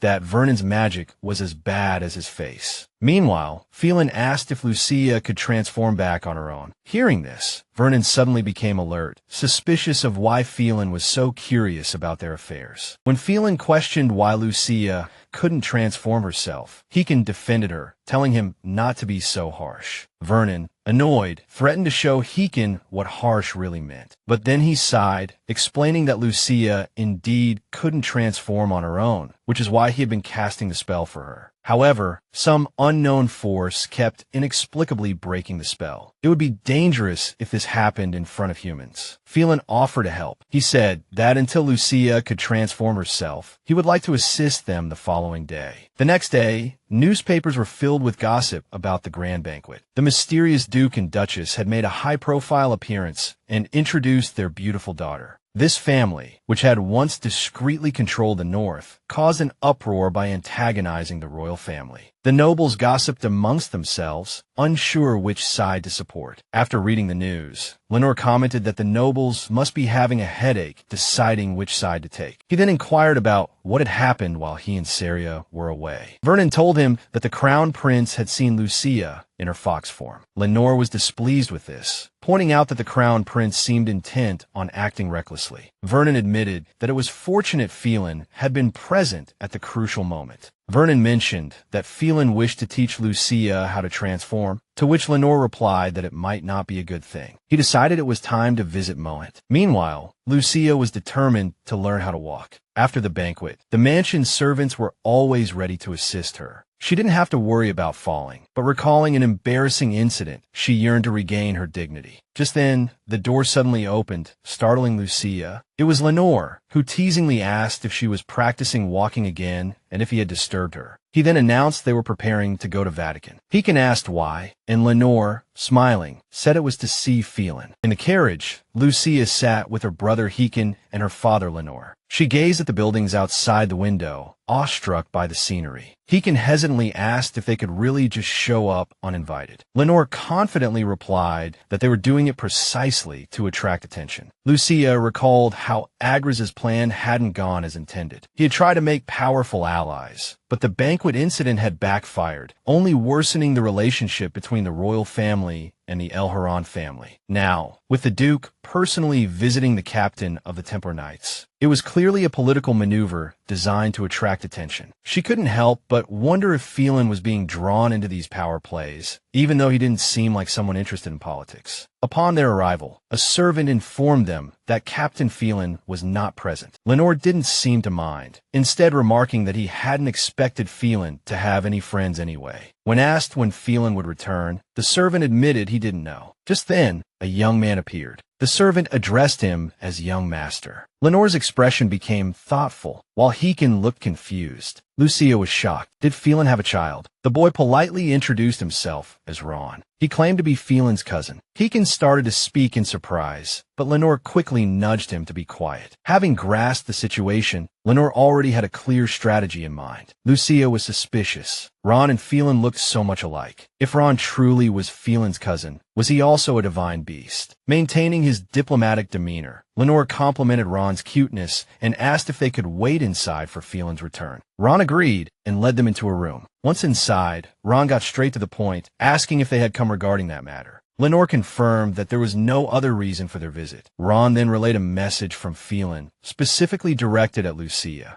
Lenore smiled, remarking that Ron was indeed Felen's family, as Felen never let others speak for him. Accepting this arrangement, Lenore had Lucia sit down, instructing her to handle it herself and reminding Ron to be gentle. Seeing her father and brother about to leave, Lucia panicked. Lenore reassured her, expressing his confidence in her, while Heekin wished her good luck as he left. Lucia was left behind, her face filled with frustration and helplessness. Inwardly, she berated them for leaving her in this predicament. Ron asked Lucia if she could transform. Lucia shook her head, saying she could neither change into her human form nor back into her divine beast form. Noticing her struggle, Ron excused himself, placed his hand on Lucia, and suddenly a light flashed. Immediately after, an aura condensed around her, and Ron began chanting. After observing the energy, Ron told Lucia that she was actually a hybrid. Lucia was stunned. What did that mean? Ron explained that hybrids were beings with the potential to bring calamity to the world. Long ago, the divine beasts had joined forces to stop a great calamity that swept across the continent, a story known to everyone in this land. Ron explained that divine beasts were born when a god's soul shattered and fused with an animal. In extremely rare cases, a divine beast would possess an unusually large fragment of a god's soul. Such beings were called hybrids. They were the creatures closest to gods. However, Ron warned, if a hybrid couldn't control their divine power, they would lose control, becoming a calamitous monster, destroying everything around them. Lucia knew nothing about this, and her heart was filled with fear and doubt. The thought of potentially becoming a monster that could harm her loved ones made her tremble. Questions swirled in her mind, and unease weighed heavily on her heart. She stood frozen, and Ron gently helped her up, saying, "Let's go, miss." Ron led Lucia to the garden, saying he had something to show her. Lucia initially thought he intended to comfort her with the tranquility of nature, but before she could take a closer look, Ron suddenly covered her eyes. Lucia was puzzled. If he wanted her to see something, why would he cover her eyes? A moment later, Ron released her eyes, gesturing for her to look. At first, Lucia didn't notice anything different, but soon a faint light appeared before her eyes. As she focused, she heard voices coming from the glowing entities. They cried out in alarm that Ron had caught her, worried he would eat her. The glowing sprites began to fly towards Lucia, startling her. Ron calmly explained that they were sprites. Lucia was astonished, while the sprites seemed exceptionally happy. They cried out excitedly, saying that Lucia could see them. As the sprites danced around Lucia, she recalled the legend that divine beasts had lost the ability to see sprites after the Great Calamity. Out of curiosity, she reached out to touch one. But before she could touch it, the sprites suddenly stopped, screaming in terror, calling her the Beast of Calamity, and then scattered. Lucia initially thought they were afraid of Ron, but then realized she was sitting alone by the fountain, with the remaining sprites still hovering nearby. She fell in a deep thought, wondering why the sprites had reacted that way. If Ron was also a hybrid, why weren't they afraid of him? But the sprites continued to excitedly call out around her, asking if she looked pretty and begging her to touch them. Seeing how eager they were, Lucia decided to reach out. When she touched one, the sprite suddenly expanded,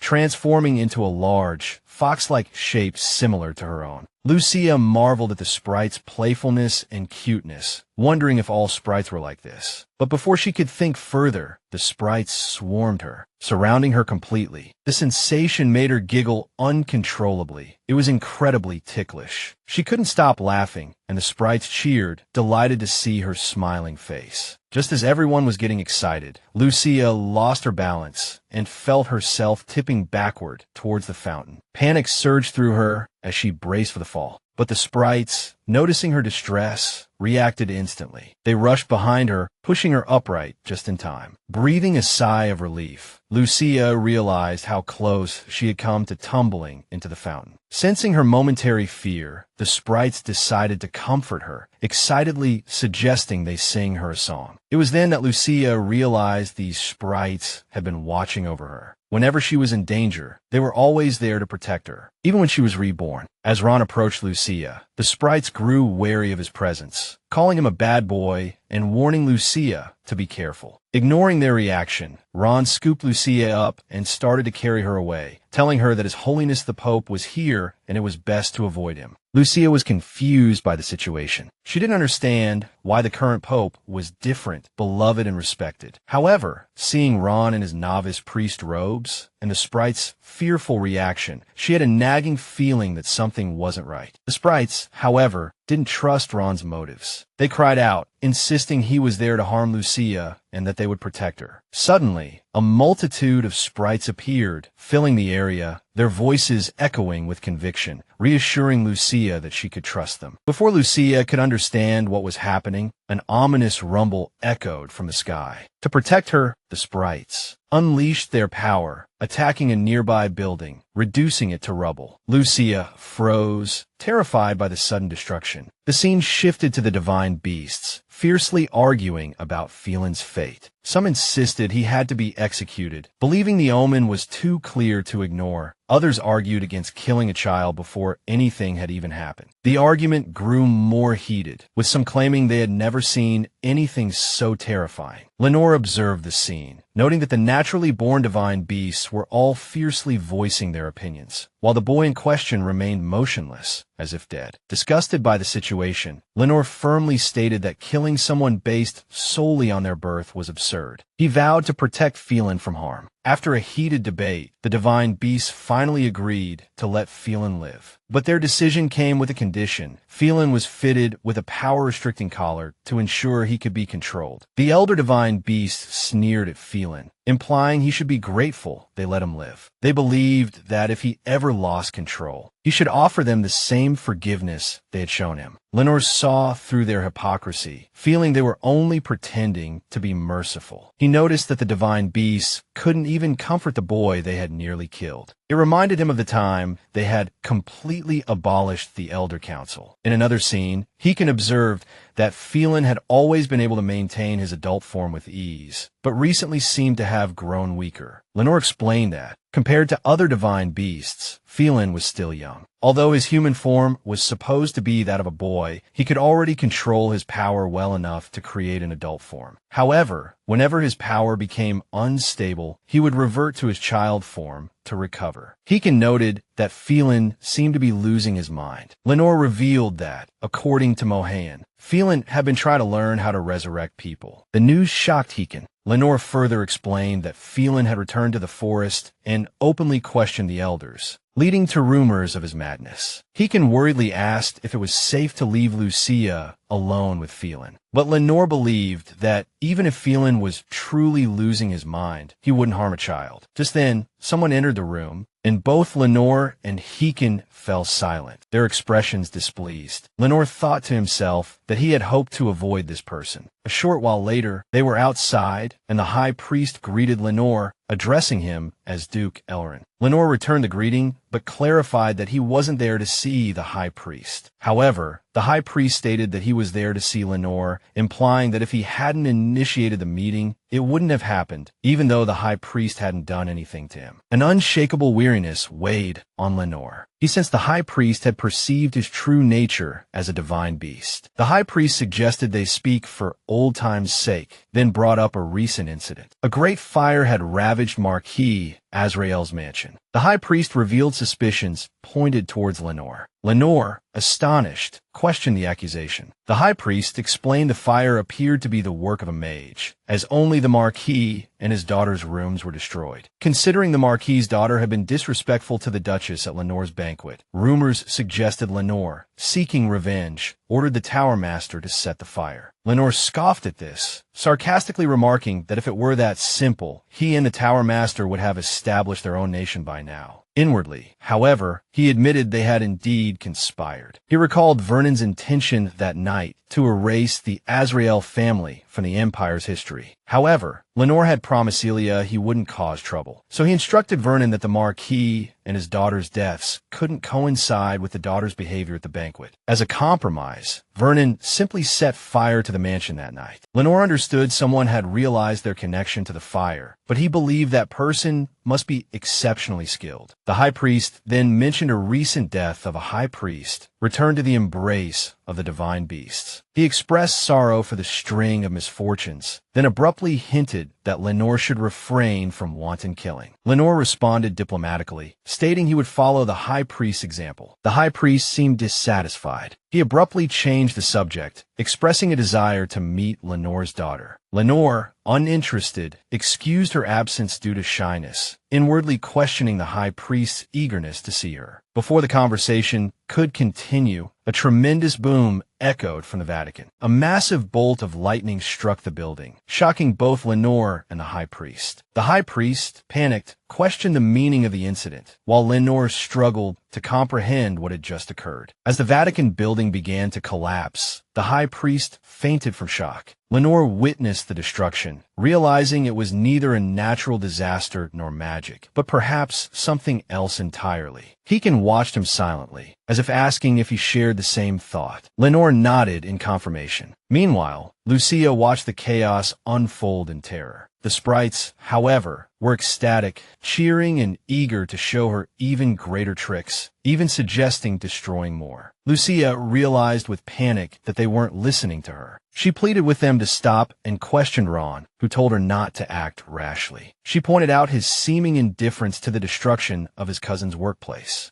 In response, Ron used his power to restrain the sprites, trapping them in a magical net before they could cause further damage. Lucia noticed these sprites seemed different, sensing an aura of danger. The sprites cried out calamity and fled. With the sprites gone, an abrupt silence fell. Ron explained that the destruction was the result of hybrid power, the burden they had to bear. Lucia finally understood why the divine beasts fear hybrids. Once out of control, their immense power was nearly impossible to suppress and difficult to detect. Unchecked, today's chaos might be just the beginning, eventually leading to a global catastrophe. Even the sprites themselves didn't understand the destruction they caused. Suddenly, weakened by overuse of his power, Ron began to cough violently. He struggled to warn Lucia not to trust anyone, then collapsed. Seeing him so weak, Lucia panicked. She noticed strange symbols appearing on his neck. As she hesitated, Ron painfully warned her not to come closer. At that moment, dark sprites surged from within him. Lucia, horrified, desperately fought against the dark sprites, insisting she didn't want to hurt Ron. Seeing the deep, bleeding scratches on his neck, she couldn't stand idly by. She forced herself closer. A light suddenly emanated from her hands, making Ron feel slightly better. She was determined to try, even if she could only alleviate his pain a little. As Ron drifted into unconsciousness, he looked at Lucia and murmured, "Princess Iyanelle." Soon after, Lenore and Heekin arrived, searching for Lucia. They found her and Ron both unconscious on the ground. Lenore, worried, embraced Lucia. He was startled by her sudden power, fearing what it meant. He muttered to himself, "Must we act now? It's not my Lucia." Lucia found herself in a dreamlike space, realizing she had fainted. She guessed Lena must be taking care of her sleeping body and decided to gather her thoughts. She acknowledged that both she and Ron were divine beast hybrids, able to see and borrow the power of sprites. However, once the sprites flew away, she could no longer track them. Ron had exhausted himself stopping them, meaning she wouldn't see him for a while. She felt frustrated, realizing the sprites would act on their own, and if she couldn't control them, she would be in big trouble. She also recalled the symbols on Ron's neck. Those symbols were like shackles, causing Ron pain whenever he used his hybrid power. If she couldn't control the sprites, she might suffer the same fate. She felt guilty, understanding that Ron was enduring all this because of her. Lucia wondered why Ron had looked in her eyes and called her Princess Iyanelle, suspecting they might have met in a past life. But she was certain they hadn't met. If so, why would he mistake her for someone else? The only way to find out was to ask him when she saw him again. She also remembered that she had originally gone to learn how to transform into a human form, but hadn't gotten the chance. Now, she had too many unanswered questions. Meanwhile, the scene shifted to the high priest, who was kneeling before a mysterious man dressed entirely in black. The man found a lightning strike on a clear day amusing and asked if there were any results. The high priest, visibly nervous and trembling, admitted they hadn't caught the culprit yet. The man then asked about Felen and Ron, confirming if they were being treated well. The high priest hastily assured him that everything was as instructed, treating them as honored guests. Lord Vassila ordered the high priest to ensure the duke's daughter, Lucia, was also treated as an honored guest, warning of an impending major event. Until everything was over, nothing could go wrong. The high priest shuddered at these words, but quickly agreed. He addressed the man as Lord Vassila. Lord Vassila gave a sinister smile and then transformed into a giant snake. Meanwhile, Lucia was still in bed, feeling exhausted. A month had passed since her return from the Vatican, and her family had been pampering her relentlessly. Since she fainted in the garden, her family had barely left her side. However, Lucia sensed a different kind of emotion in their concerned gazes. It felt different than before, though she wouldn't say it aloud. She recalled her past life, when she was ill and had personal maids attending to her. Although the maids were gentle, they weren't family. When her father was too busy with work to visit, even surrounded by so many people, she still felt like the loneliest person in the world. Now, Lucia was grateful she wasn't reliving that loneliness. But she also felt her family's concern was a bit excessive. 2 days later, Lucia sighed while playing with Heekin. Heekin teased her, asking why she was sighing when she was barely born. Lenore and Celia were out, Vernon was working, and having nothing to do, he came to accompany her. He asked if she was worried about the upcoming ceremony, assuring her it wouldn't be difficult. Now that she could walk and talk, there was nothing to worry about. Lucia smiled and played along, thinking to herself that she wasn't sighing because of the ceremony, but just to tease Heekin.